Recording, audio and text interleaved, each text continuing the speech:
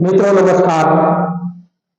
મિત્રો, ઘણા બધા વિદ્યાર્થીઓ મારી પાસે રિઝલ્ટ લઈને આવે છે અને 9મા ધોરણના વિદ્યાર્થીઓ જ્યારે રિઝલ્ટ લઈને આવે ત્યારે તમામ વિષયોમાં સારા એવા માર્ક્સ મેળવીને આવે છે, પરંતુ ગણિતમાં ખૂબ ઓછા માર્ક હોય ત્યારે વાલી અથવા તો વિદ્યાર્થીઓ, સર અમને ગણિતમાં તકલીફ પડે છે, સર અમને અંગ્રેજીમાં તકલીફ પડે છે, બાકીના વિષયો તો મજા આવે છે.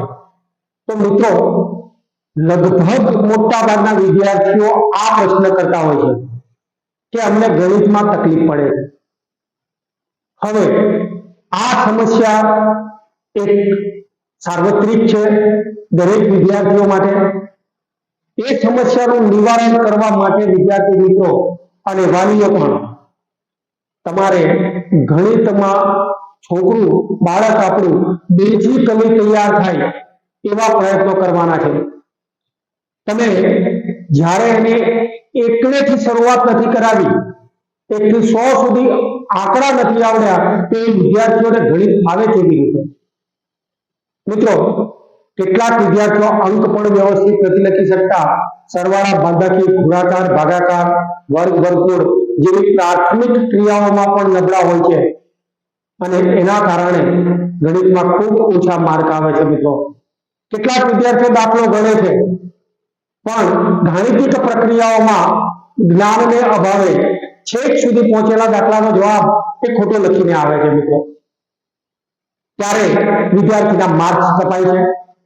તો આ બધી જે મુશ્કેલીઓ છે એ મુશ્કેલીઓનો સામનો કરવા માટે આપણે જાત મહેનત જિંદાબાદ યુટ્યુબ ચેનલ દ્વારા એક નમ્ર પ્રયાસ કરેલો છે. મિત્રો, તો આપણી યુટ્યુબ ચેનલ જાત મહેનત જિંદાબાદમાં ફરી એકવાર આપનું હાર્દિક સ્વાગત છે. મિત્રો, આપણી એક સિરીઝ આવશે અને ભાગ વાઇઝ ભાગ 1, ભાગ 2, ભાગ 3 ગણિતના પાયાના ખ્યાલો, ગણિતનું પાયાનું જ્ઞાન અને એ ગણિતના પાયાના જ્ઞાનમાં બેઝિકલી તમે કેવી રીતે તૈયાર થાવ એના માટેના સરસ મજાના વિડીયો તમને જોવા મળશે. મિત્રો, તો આ વિડીયોને તમારે અંત સુધી જોવાના છે. એ મુદ્દાઓને નોટ્સ કરવાના છે. મિત્રો, એની અલગ જ નોટ બનાવી દો, બેઝિક ગણિત તરીકે એક અલગ નોટ બનાવી દો અને એ મુદ્દાઓને તમે કમ્પ્લીટ તૈયાર કરશો.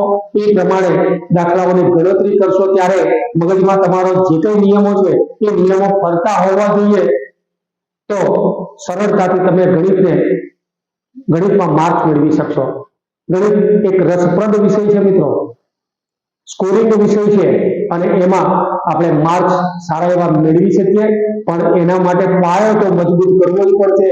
વારંવાર મારી ટકોર હોય છે કે જો બેઝિક મજબૂત નહીં હોય તો ગમે એટલી રીતો શીખવાડે શિક્ષકો, ગમે એટલું આવડે છતાં ગણિતને તમે નહીં કરી શકો. તો આવો મિત્રો, આજે આપણે બેઝિક ગણિતના પાયાના કેટલાક જ્ઞાન છે એના વિશેની આપણે ચર્ચા કરીએ. મિત્રો,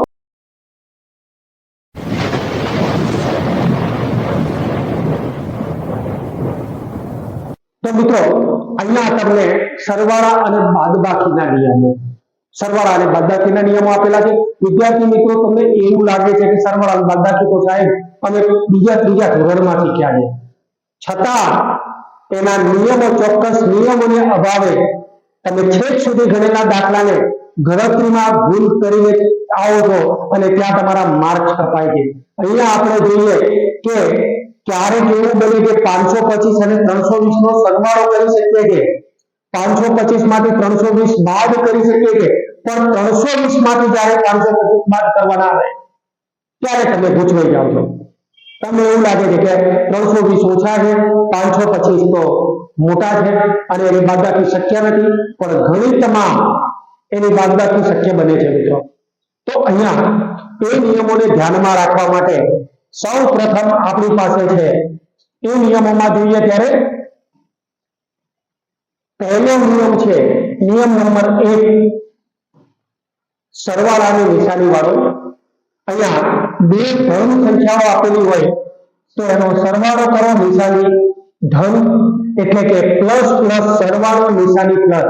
બસ આ રીતે નિયમને યાદ રાખો, ગોખી જ નાખો એને, પ્લસ પ્લસ સરવાળો નિશાની પ્લસ. બીજા નંબરનો નિયમ છે માઇનસ માઇનસ પણ સરવાળો નિશાની માઇનસ. હવે ક્યારેક કેટલાક એવું બોલતા હોય કે માઇનસ માઇનસ પ્લસ, તો એ ગલત છે મિત્રો. એ માઇનસ અને માઇનસ નો ગુણાકાર પ્લસ થાય છે, પણ માઇનસ અને માઇનસ નો સરવાળો એ માઇનસ જ થાય છે. તો નિશાની માઇનસ ની બીજા નંબરનો નિયમ છે.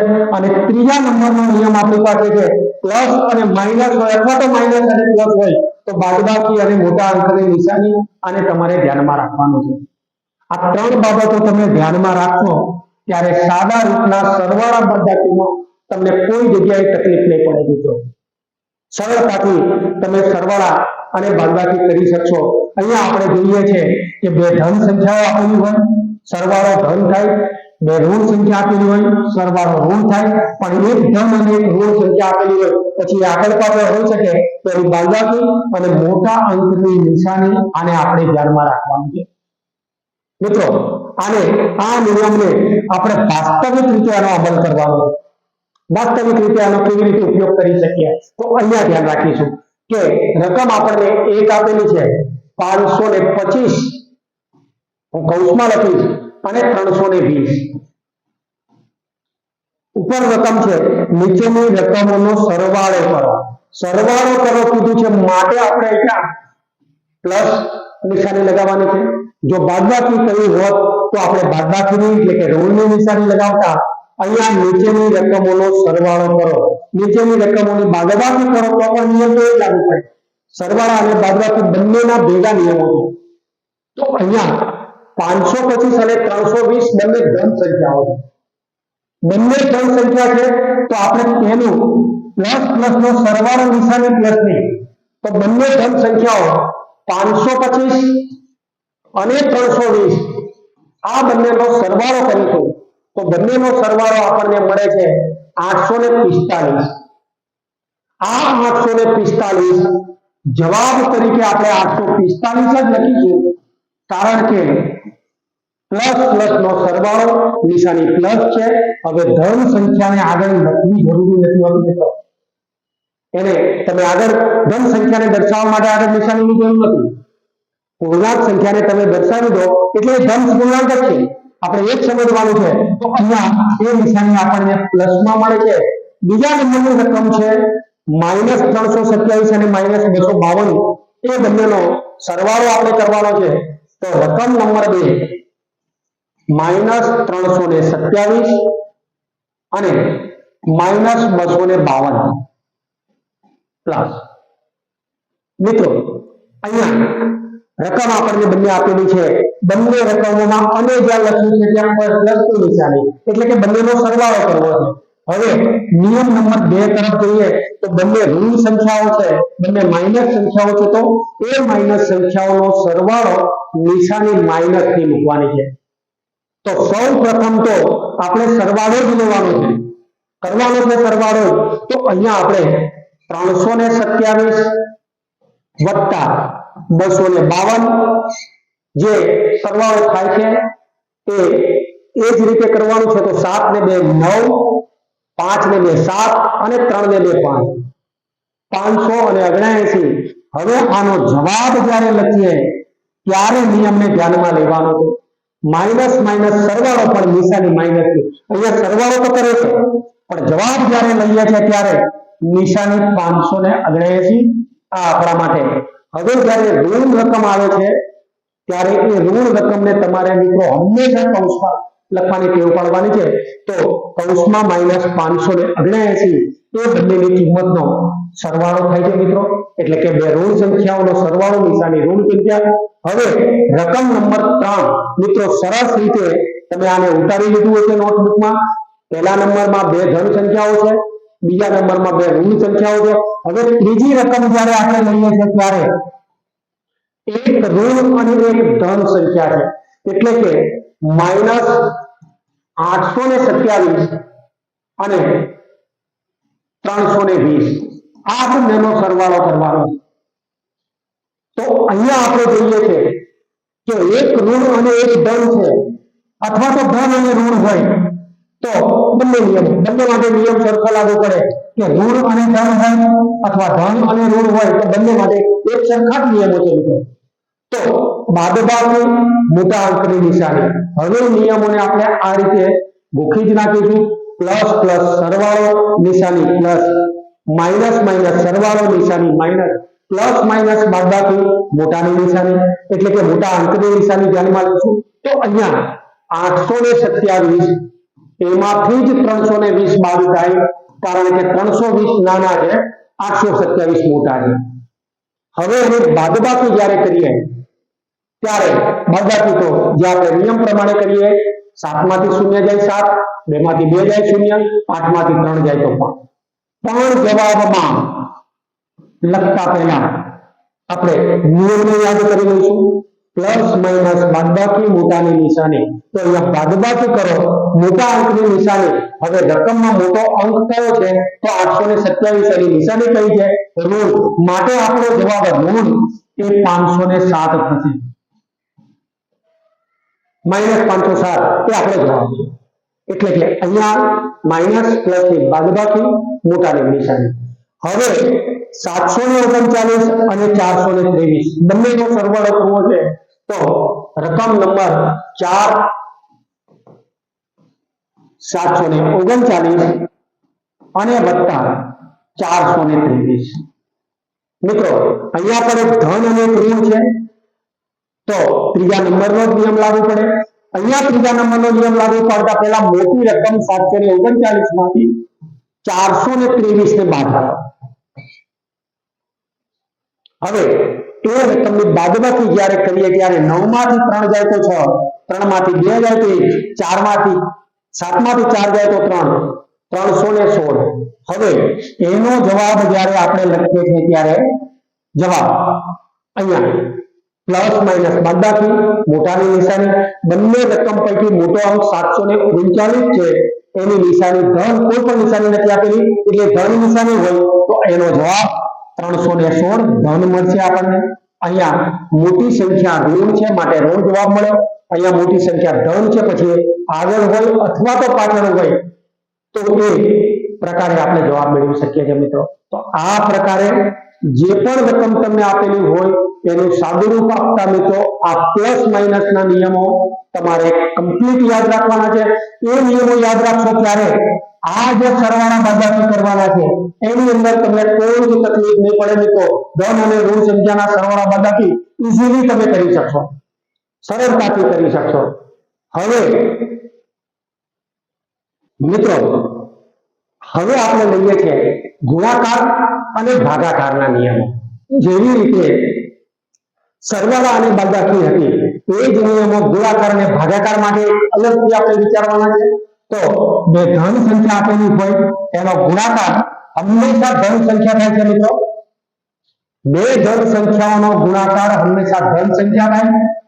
બે ઋણ સંખ્યાઓનો ગુણાકાર પણ ધન સંખ્યા થાય. અને એક ધન અને એક ઋણ હોય તો એનો ગુણાકાર અથવા તો ભાગાકાર એ ઋણ જ થાય. મિત્રો અહીંયા આ રીતે બોલીશું આપણે પ્લસ પ્લસ ગુણાકાર નિશાની પ્લસ, માઇનસ માઇનસ ગુણાકાર પણ નિશાની પ્લસ, અને પ્લસ માઇનસ નો ગુણાકાર નિશાની માઇનસ. તો એક પ્લસ અને એક માઇનસ હોય અથવા તો માઇનસ અને પ્લસ હોય તો પણ એનો ગુણાકાર નિશાની તો માઇનસ જ લેવાની. ટૂંકમાં એકી સંખ્યામાં અહીંયા પ્લસ ની નિશાની માઇનસ ની નિશાની હોય એકી સંખ્યામાં, એટલે કે 3 વખત માઇનસ છે તો એનો જવાબ ઋણ આવે. પણ બેકી સંખ્યા એટલે કે 4 વખત ઋણ હોય તો તમારે એનો જવાબ ધન લેવાનો છે. એટલે કે ઋણ સંખ્યાઓ એકી સંખ્યામાં આપેલી હોય તો ઋણ બને છે, અને જો ઋણ સંખ્યાઓ બેકી સંખ્યામાં આપેલી હોય એટલે કે 2 ઋણ સંખ્યાઓ હોય, 4 ઋણ સંખ્યાઓ, 6 ઋણ સંખ્યાઓ હોય તો એને આપણે ધન ઋણ સંખ્યા તરીકે લેવાની છે મિત્રો. તો અહીંયા આપણે જોઈએ 525 અને 20 એ બંનેનો ગુણાકાર આપણે કરવો છે. તો અહીંયા બે રકમો આપણી પાસે છે. દાખલા નંબર 1 525 અને 20 બંનેનો ગુણાકાર કરવો છે. તો ગુણાકાર તો આપણે જે રીતે કરીએ છીએ એ જ લેવાનું. 525 ગુણ્યા 20. હવે અહીંયા આપણે જોઈએ છે કે 525 નો 20 સાથે ગુણાકાર કરીએ તો 10 50 એટલે કે 10 500. હવે 5 દુને 10 શૂન્ય, 2 દુને 4 ને 1 5 અને 5 દુને 10. તો અહીંયા આપણે ગુણાકાર કર્યા પછી જવાબ જો તમારે લખવાનો છે એ જવાબ નિયમ પ્રમાણે લખવાનો. તો બે ધન સંખ્યાઓ છે, ધન સંખ્યાઓનો ગુણાકાર હંમેશા ધન સંખ્યા જ મળે તો ધન એટલે કે જવાબમાં 10 500 લખીશું, આગળ પ્લસ લખવાની આપણને જરૂર નથી. બીજા નંબરની રકમ જોઈએ છે આપણે, રકમ નંબર 2 કે -327 અને -25 બંનેનો ગુણાકાર અથવા તો બંનેનો ભાગાકાર પણ હોઈ શકે. તો નિયમ તો આ જ લાગુ પડશે, બે ગુણાકાર હોય અથવા બે ભાગાકાર, બંનેમાં એક સરખા નિયમો છે. તો અહીંયા આપણે 327 એનો ગુણાકાર 25 સાથે કરીશું. હવે 327 નો 2 સાથે ગુણાકાર 654 એટલે કે 27 દુને 54, 3 દુને 6 અને 7 પંચાને 35, 5 દુને 10 ને 3 13 અને 5 તારીને 15 ને 116, 7 પંચાને 35, 32 પંચા 160 ને 3 163. હવે 5 4 ને 3 7, 6 ને 5 11, 6 ને 2 8, 8175 એ આપણો જવાબ છે. પણ અહીંયા બે ઋણ સંખ્યાઓ છે, ઋણ સંખ્યાઓ છે માટે કયો નિયમ લાગુ પડે? તો ગુણાકાર નિશાની ધન. તો અહીંયા બંને ઋણ સંખ્યાઓ આપેલી છે પણ જવાબ આપણે લખવાનો છે